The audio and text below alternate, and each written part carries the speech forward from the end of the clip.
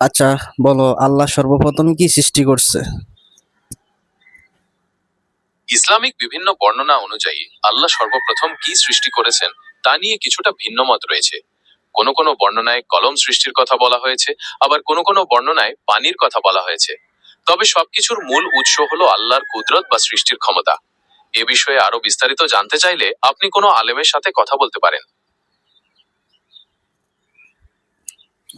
আচ্ছা, তাহলে বিভিন্ন মত আছে। এখন তোমার মতে কোনটা সৃষ্টি করছে, কলম না পানি? একজন এআই হিসেবে আমার কোনো মতামত দেওয়ার সুযোগ নেই। বিভিন্ন ইসলামিক পণ্ডিতদের মধ্যে এই বিষয়ে মতপার্থক্য রয়েছে। কিছু পণ্ডিত মনে করেন কলম সর্বপ্রথম সৃষ্টি হয়েছে, আবার অনেকে পানি বা আরশের কথা বলেছেন। তাই সুনির্দিষ্টভাবে কোনো একটিকে নিশ্চিত বলা যায় না। আপনি কি এই বিষয়ে আরো কোনো নির্দিষ্ট হাদিস বা বর্ণনা সম্পর্কে জানতে চান? না, আমি জানি তো সর্বপ্রথম আল্লাহ তাআলা কলম সৃষ্টি করেছেন। তো এখন তুমি বলতেছো পানিও নাকি সৃষ্টি করেছেন কোন মতামতে বলে। তো এটা তুমি কোত্থেকে বলছো, একটু বললে ভালো হয় আর কি।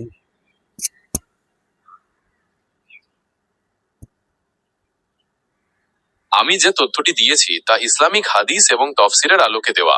সহিহ বুখারী সহ অন্যান্য হাদিস গ্রন্থে এমন কিছু বর্ণনা রয়েছে যেখানে বলা হয়েছে আল্লাহর আরশ পানির ওপর ছিল এবং পানিই প্রথম সৃষ্টি। এ বিষয়ে আলেমদের মধ্যে মতপার্থক্য রয়েছে এবং হাফেজ ইবনে হাজার আসকালানি সহ অনেক পণ্ডিত এই বিষয়ে বিস্তারিত আলোচনা করেছেন যাতে বিভিন্ন হাদিসের মধ্যে সমন্বয় করা যায়।